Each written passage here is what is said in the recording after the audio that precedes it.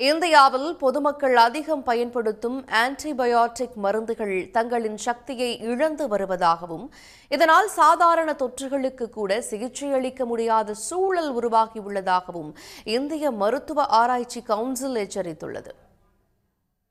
ICMR எனப்படும் இந்திய மருத்துவ ஆராய்ச்சி கவுன்சில் கடந்த ஆண்டுக்கான நுண்ணுயிர் எதிர்ப்பு ஆராய்ச்சி அறிக்கையை வெளியிட்டுள்ளது. அதில் இந்திய மருத்துவர்கள் நாள்தோறும் கையாளுகின்ற ஆன்டிபயோட்டிக்ஸ் எனப்படும் நுண்ணுயிர் எதிர்ப்பு மருந்துகள் பாக்டீரியாக்களுக்கு எதிராக செயல்படாமல் செயலிழந்து வருவதாக தெரிவிக்கப்பட்டுள்ளது. ஒரு காலத்தில் நம்பகத்தன்மையுடன் பார்க்கப்பட்ட ஆன்டிபயோட்டிக் மருந்துகள் மற்றும் பாக்டீரியாக்களை கொள்ளும் சில மருந்துகள் செயல்படாத நிலைக்கு தள்ளப்பட்டுள்ளதாக அந்த அறிக்கையில் கூறப்பட்டுள்ளது. இந்தியாவில் அதிகம் பயன்படுத்தப்படும் ஆன்டிபயோட்டிக்குகள் தங்களின் சக்தியை இழந்து வருகின்றன எனவும், மிக மோசமான நிலைமையில் உள்ள நோயாளிகள் இதன் விளைவுகளை சந்தித்து வருவதாகவும் அறிக்கையில் தெரிவிக்கப்பட்டுள்ளது.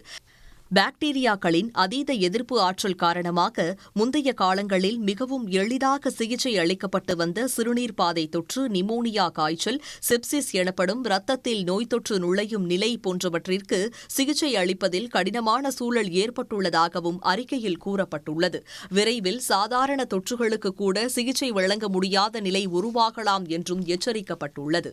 ஆன்டிபயோட்டிக்ஸ் மருந்துகள் செயல்படாதபோது நச்சு அதிகம் கொண்ட மருந்துகளையும் பக்க விளைவுகளை உருவாக்கக்கூடிய மருந்துகளையும் நோயாளிகளுக்கு பரிந்துரைக்க வேண்டிய நிலைக்கு மருத்துவர்கள் தள்ளப்படுகின்றனர். அத்துடன் சில நோயாளிகள் அதிக நாட்கள் மருத்துவமனைகளில் தங்கும் நிலை ஏற்படுவதோடு சிகிச்சைக்கான செலவும் அதிகரிப்பதாகவும் அந்த அறிக்கையில் தெரிவிக்கப்பட்டுள்ளது. அளவுக்கு அதிகமாக மற்றும் சுயமாக நோய் எதிர்ப்பு மருந்துகளை எடுத்துக் கொள்ளுதல் காரணமாக உடல் தனது நோய் எதிர்ப்பு ஆற்றலை இழந்து பாக்டீரியாக்கள் ஆற்றலை பெறுவதால் இந்த வகை மருந்துகளை மருத்துவரின் பரிந்துரையுடனேயே எடுக்க வேண்டும் என்பது நிபுணர்களின் வலியுறுத்தலாகும்.